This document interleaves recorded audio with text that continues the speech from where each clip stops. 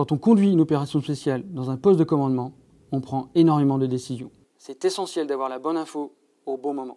La multitude d'informations transmises par nos capteurs et nos effecteurs peut facilement saturer les chefs.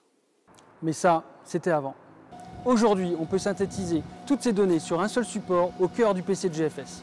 Je suis le lieutenant-colonel Desan Nicolas, chef de l'escadre aérienne de commandement et de conduite projetable. Et je vais vous expliquer comment mes hommes facilitent la manière de conduire les opérations spéciales.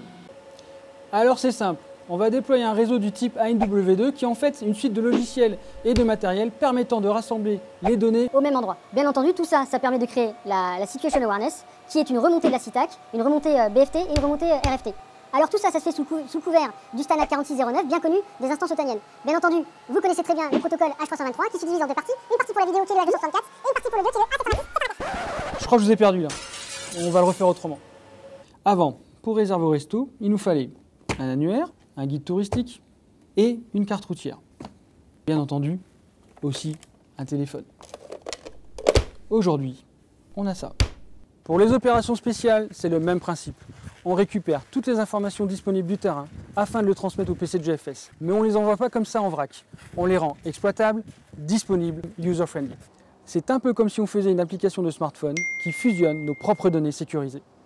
Sur une cartographie numérique de terrain, on peut faire apparaître par couches successives la position de nos hommes. C'est le Blue Force Tracking. On a également les données de nos avions transmises par liaison 16, le cap, la vitesse et l'altitude. Chaque acteur sur le terrain produit un flux d'informations. Par exemple, la messagerie instantanée, un outil indispensable. À ça, on ajoute le flux vidéo en temps réel, habillé par l'errance. Et tout ça, on le fait entrer dans une seule pièce. Sur notre mur d'image, imaginez, une mission de capture HVT est montée. On connaît tous les points d'intérêt de la zone de travail que l'on peut faire apparaître sur cette carte. Zone pour l'assaut, évacuation sanitaire, position des pions tactiques, et tout ça est actualisé automatiquement en temps réel. Sur cet écran, on a la recopie du flux vidéo du drone. À l'instant T, on peut connaître sa position, son altitude et les coordonnées de ce qu'il nous montre. Une foule d'informations cruciales. Sur cet écran, j'ai tous mes réseaux de messagerie avec ma chaîne de commandement, haute et basse.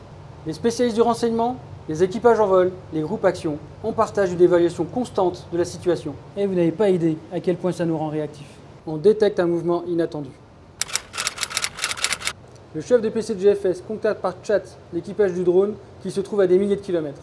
Il lui demande de lui offrir le meilleur point de vue sur la zone.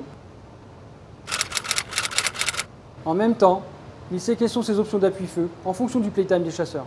Il se réorganise. Il fait évoluer en silence ses pions tactiques pour garder l'avantage, bénéficier de l'effet de surprise et voit en permanence le résultat de ses orientations tactiques. On appelle ça la boucle OODA. Et notre job, c'est d'accélérer cette boucle. Et vous vous dites que c'est tout un barnum pour monter ça? Eh bien c'est le cas. Mais mes hommes sont capables en une seule nuit de déployer un réseau sécurisé au milieu de nulle part. C'est l'Adaptative Network Wideband Waveform. Il est spécialement conçu pour la conduite des opérations spéciales. En quelques heures, les capacités du PC de GFS sont décuplées. En clair, la mission de la C2P, c'est de diffuser l'information, quel que soit l'endroit, en appui de la chaîne de commandement des forces spéciales. Voilà ce qu'on appelle la maîtrise de l'information.